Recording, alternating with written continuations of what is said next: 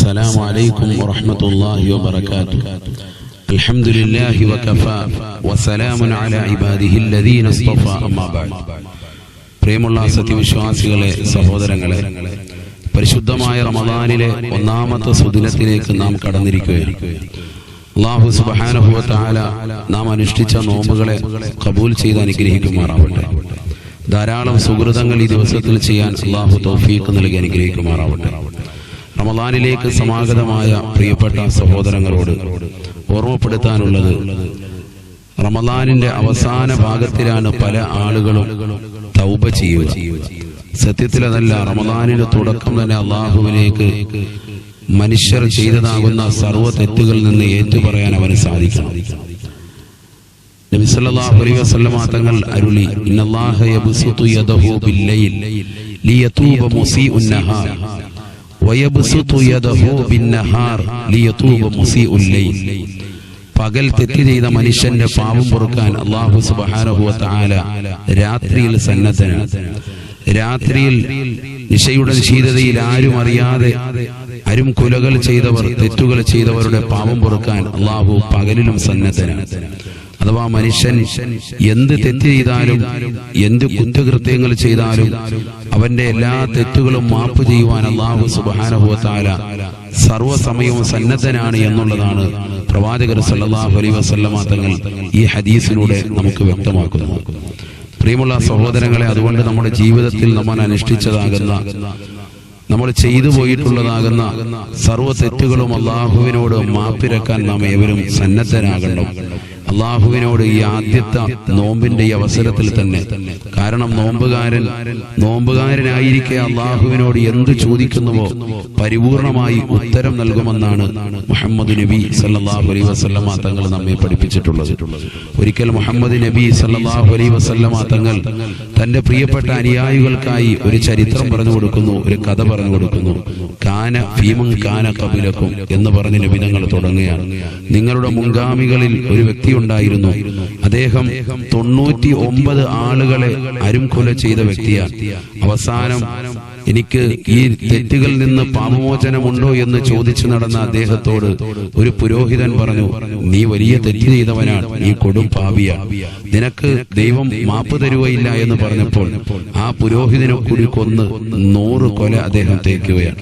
പിന്നീട് ആ നാട്ടിലെ ഏറ്റവും അറിവുള്ളതാകുന്ന മറ്റൊരു ആലിമിനെ, ഒരു പണ്ഡിതനെ അദ്ദേഹം കണ്ടുമുട്ടുകയും അദ്ദേഹത്തോടായി ഇതിന് ഉത്തരം ചോദിക്കുകയും അദ്ദേഹം പറഞ്ഞു, നിനക്ക് ഉത്തരമുണ്ട്, നിനക്ക് പാപം അല്ലാഹു പുറത്തു തരും. നീ ചെയ്തതാകുന്ന കുലകൾ മുഴുവനും അള്ളാഹുവിന്റെ മുന്നിലേക്ക് ചേർത്ത് നോക്കുമ്പോ, അഥവാ അള്ളാഹുവിലേക്ക് പറഞ്ഞു നോക്കുമ്പോ പരിപൂർണമായി അള്ളാഹു സുബ്ഹാനഹു വ തആല നിന്റെ പാപങ്ങൾ അഖിലവും പുറത്തു തരാൻ അള്ളാഹു സന്നദ്ധനാണ്. അതുകൊണ്ട് നീ അള്ളാഹുവിലേക്ക് പശ്ചാത്തപിച്ച് മടങ്ങണം എന്ന് അദ്ദേഹത്തോട് പറയുകയും, നീ ഈ നാട്ടിൽ നിൽക്കണ്ട, 100 പേരെ കൊല ചെയ്തതാകുന്ന ഈ നാട് വിട്ട് വേറൊരു നാട് അദ്ദേഹത്തിന് കാണിച്ചു കൊടുത്തു. ആ നാട്ടിലേക്ക് നീ പൊയ്ക്കൊള്ളുക, അവിടെ അള്ളാഹുവിനെ മാത്രം ആരാധിക്കുന്നതാകുന്ന സമൂഹമാണുള്ളത്, അവിടേക്ക് നീ പൊയ്ക്കൊള്ളുക എന്ന് അദ്ദേഹത്തോട് പറയുകയും, വളരെ സന്തോഷത്തോടുകൂടി അദ്ദേഹം ആ നാട്ടിലേക്ക് യാത്ര ചെയ്യുന്ന മധ്യത്തിൽ സുബ്ഹാനല്ലാഹ്, അള്ളാഹുവിന്റെ അലംഘനീയമായ വിധിയാണ്. മലക്കുൽ മൗത്ത് അസ്റായീൽ അലൈഹിസ്സലാം അദ്ദേഹത്തിന്റെ ആത്മാവിനെ പിടിക്കാൻ കാരുണ്യത്തിന്റെ മലക്കുകളും അദാബിന്റെ മലക്കുകളുമായി അദ്ദേഹത്തിന്റെ സൗദത്തിലേക്ക് കടന്നു വന്നു. 2 മലക്കുകളും, അഥവാ 2 പക്ഷക്കാരും, റഹ്മത്തിന്റെ കാരുണ്യത്തിന്റെ മലക്കുകളുമുണ്ട്, അദാബിന്റെ ശിക്ഷയുടെ മലക്കുകളുമുണ്ട്. 2 പേരും അദ്ദേഹത്തിന്റെ ആത്മാവിനെ പിടിക്കുന്ന വിഷയത്തിൽ തർക്കിതമായി.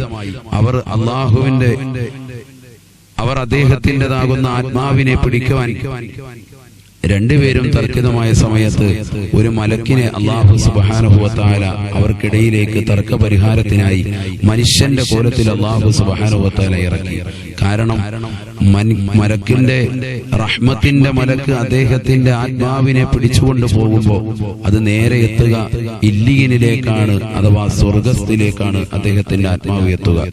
നേരെ മറിച്ച് അദാബിന്റെ മലക്കുകളാണ് അദ്ദേഹത്തിന്റെ ആത്മാവിനെ പിടിക്കുന്നത് എങ്കിൽ തീർച്ചയായും അദ്ദേഹത്തെ കൊണ്ടെത്തിക്കുക സിജ്ജീനിലേക്കാണ്, നരക കുണ്ടാരത്തിലേക്കാണ്, അഥവാ മോശപ്പെട്ട ആളുകളുടെ ആത്മാവിനെ പിടിക്കുന്ന സങ്കേതത്തിലേക്കാണ്, സിജ്ജീനിലേക്കാണ് അദ്ദേഹത്തിന്റെ ആത്മാവിനെ കൊണ്ടുപോവുക.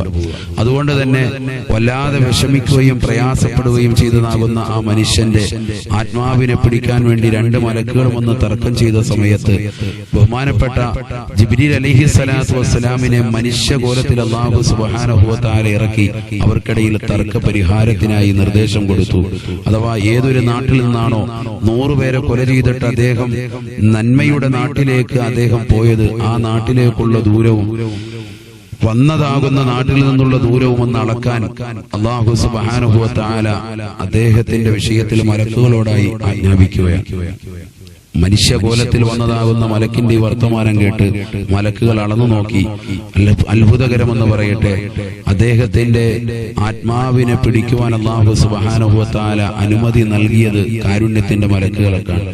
എന്തുകൊണ്ടെന്നാൽ അദ്ദേഹം വന്നതാകുന്ന നാട്ടിൽ നിന്ന്, അരും കൊല ചെയ്തതാകുന്ന നാട്ടിൽ നിന്ന് തന്റെ റഹ്മത്തിൻ്റെതാകുന്ന ഭാഗത്തേക്ക് അഥവാ കാരുണ്യത്തിൻ്റെതാകുന്ന നാട്ടിലേക്ക്, അഥവാ ജീവിതത്തിൽ അല്ലാഹുവിനെ മാത്രം ആരാധിച്ചു പോരുന്നതാകുന്ന നാട്ടുകാരുടെ നാട്ടിലേക്ക് അദ്ദേഹം പോയതാകുന്ന വഴിദൂരമാണ് അദ്ദേഹത്തിന് അല്പം കൂടുതലുള്ളത്.